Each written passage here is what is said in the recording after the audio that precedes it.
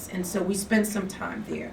And then lastly, we've had the women to look at a relapse prevention and relationship safety intervention to get their perspectives. We're looking at designing an intervention that's culturally specific to African American women that looks at the intersection. So we're going to have them look at some different interventions to get a sense of what they think would work and what's most appropriate for them.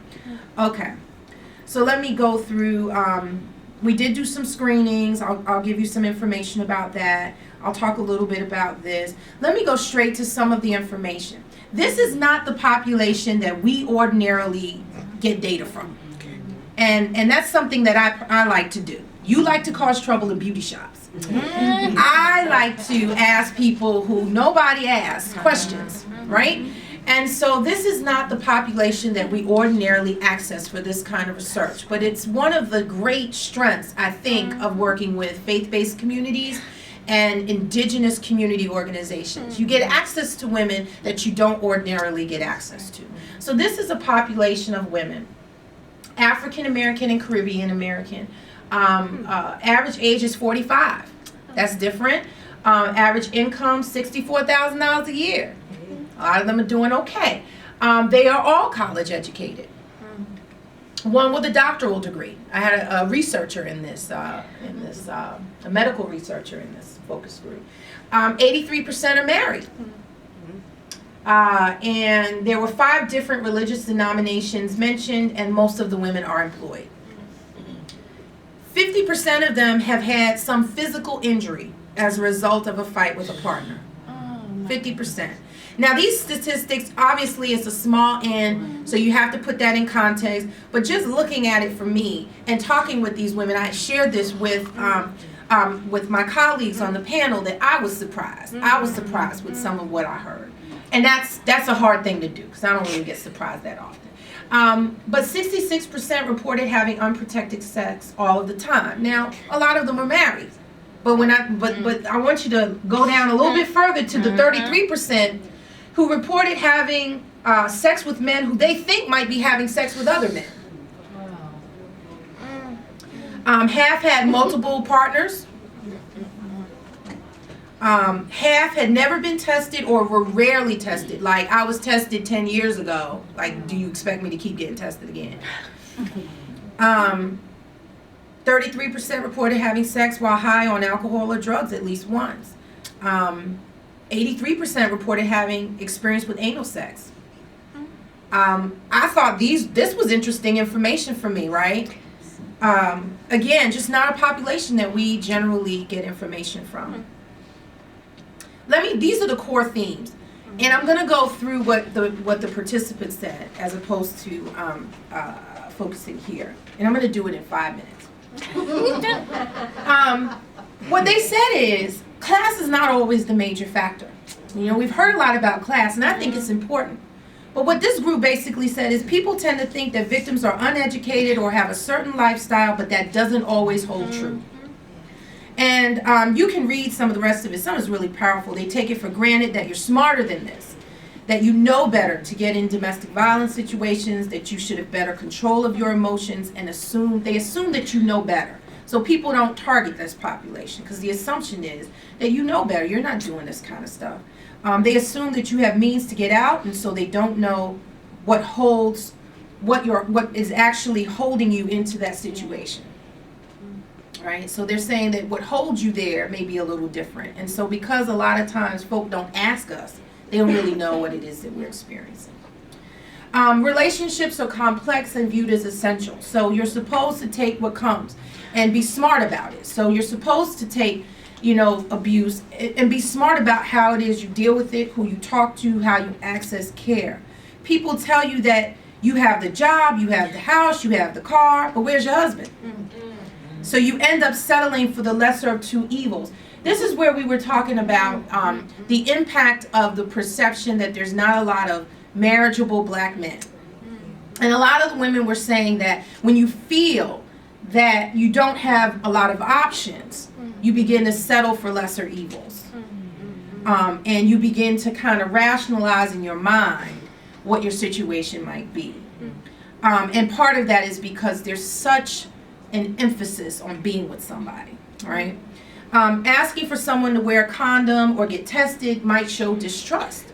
If I ask my partner, to put on a condom or to be tested or to, not just to say, well, were you tested, but they spend a lot of time on this. Have you, let me see your test results. For me to ask you that might make you think I don't trust you. And if you would be willing to be with, you can find any other woman to be with who's not going to ask you that question and who's not going to press you on getting your test results. So I just put myself in a situation where, I could potentially lose this person. When you ask him to wear a condom, you might be saying he's gay or that he's been with another man. And I thought it was interesting that they differentiated that.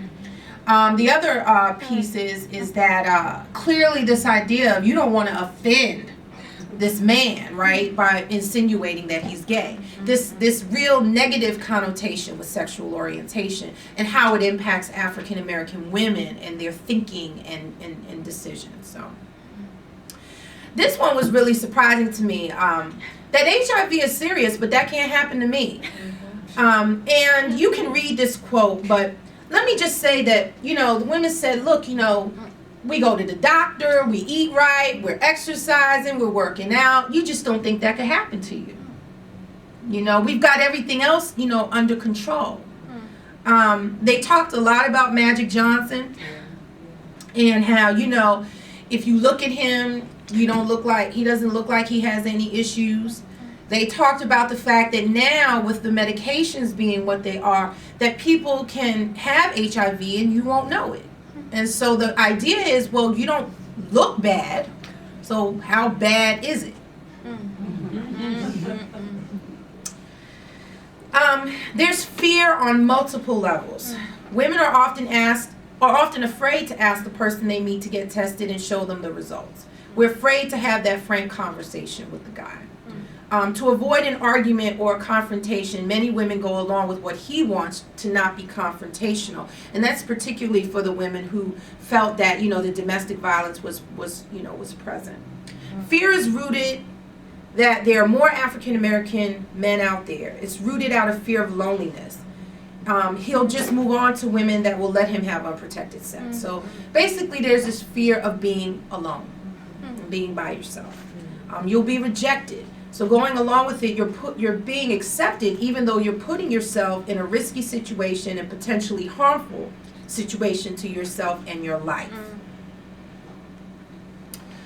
They talked about the strength of communalism having been diminished, that we've gotten away from what keeps us together, that we're afraid to talk to other people about what's happening to us. Knowing who you are and whose you are, that a lot of people don't know sort of where they come from and they don't feel that sense of connectedness. They talked about a lot of, in their perceptions, oftentimes single moms who may be raising their sons and just won't let go of them. So they gave many examples, which I didn't place here, about how oftentimes you have mothers who will allow or will witness their son being violent, being derogatory, being disrespectful, being abusive, and not say anything to their son because they don't want to lose him. They don't understand our full experience, and here's where they were talking about formal providers, health and social service providers, and they essentially said, a lot of times providers prejudge you. And it may be very latent, so they may not know that they're prejudging you, but they actually are, and that you can see in their body language, in how they're speaking to you, and how they interact with you. You can see that, and so they talked about that as being really critical to understand. And they talked about having sometimes that you purposefully distance yourself from that provider to protect yourself, and if the provider doesn't know that you're using that as a mechanism to protect yourself, then they may think that you're resistant, they may think that you're uninterested, but in fact you're using that as a way to protect yourself because of, and I'll get to this next slide, I'll just say it now, because of the fear that you're going to be discriminated against.